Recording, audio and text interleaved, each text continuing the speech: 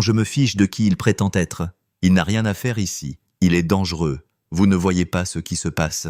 Il faut l'arrêter. » La voix de la femme blanche était perçante, emplie d'une rage pure. Son visage était rouge, ses cheveux ébouriffés, et de la salive giclait de sa bouche, tandis qu'elle hurlait à plein poumon au milieu d'une rue de banlieue tranquille. Elle pointait frénétiquement du doigt un grand homme noir qui se tenait parfaitement calme les mains, maintenant derrière le dos, menotté, son visage ne laissant transparaître qu'un chagrin profond, alors qu'il regardait une petite fille blonde sangloter hystériquement. « Papa, papa, s'il te plaît, ne prends pas mon papa !» La voix d'une fillette de 8 ans craquait de terreur pure, alors qu'elle tendait les bras vers l'homme qu'on emmenait. « Il n'a rien fait de mal. S'il te plaît, c'est mon papa. » Et la femme qui avait passé l'appel, dont les cris avaient amené 3 voitures de police dans ce quartier paisible, se sentait justifiée. Elle l'avait fait. Elle s'était enfin débarrassée du problème. Elle se tenait là, respirant bruyamment, regardant avec satisfaction son dangereux voisin être chargé à l'arrière d'une voiture de police. Ce qu'elle ignorait, c'est qu'elle venait de commettre la plus grande erreur de sa vie, qu'elle regretterait, car la seule personne qui pouvait sauver son enfant mourant était précisément l'homme qu'elle venait de détruire. Le même homme qu'elle avait humilié devant tout le voisinage, le même homme dont elle avait traumatisé la fille quelques heures auparavant. Si vous voulez voir ce karma en action avant, cliquez sur le bouton d'abonnement dès maintenant. Dites-nous d'où vous regardez et tapez « karma » dans les commentaires, car cette histoire vous laissera absolument sans voix et vous amènera à remettre en question tout ce que vous croyez savoir sur le jugement, les préjugés et les conséquences dévastatrices de nos actions. Pour comprendre comment tout a si catastrophiquement mal tourné, nous devons rencontrer les personnes dont les vies seraient à jamais liées par le terrible jugement d'une femme, car parfois les conflits les plus dévastateurs commencent avec les intentions les plus innocentes.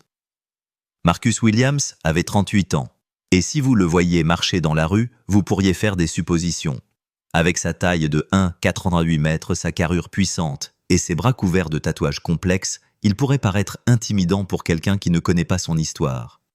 Mais ces tatouages n'étaient pas des symboles de gang ou de l'art carcéral. C'étaient des mémoriaux. Chacun racontait l'histoire d'un camarade tombé au combat lors de ses missions en Afghanistan. Chaque motif était soigneusement choisi pour honorer les hommes et les femmes qui ne sont pas rentrés chez eux.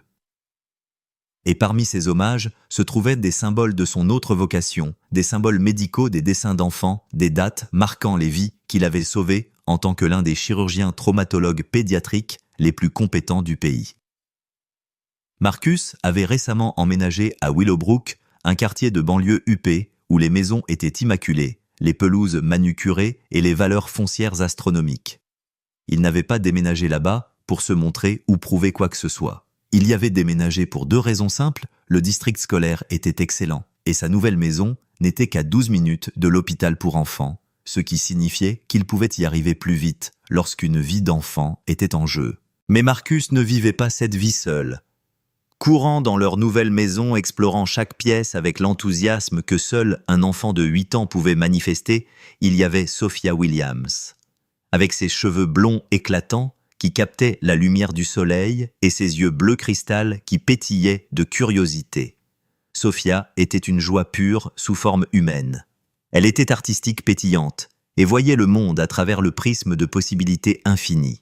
Elle peignait des tableaux pour son papa, lui écrivait de petits mots et le suivait partout comme s'il était son super-héros personnel, car pour elle, il l'était. Sophia n'avait aucun souvenir de son père biologique. Elle n'était qu'un bébé lorsque le sergent Jake Morrison a été tué par un engin explosif improvisé en Afghanistan, laissant derrière lui une fille qu'il avait à peine eu le temps de connaître.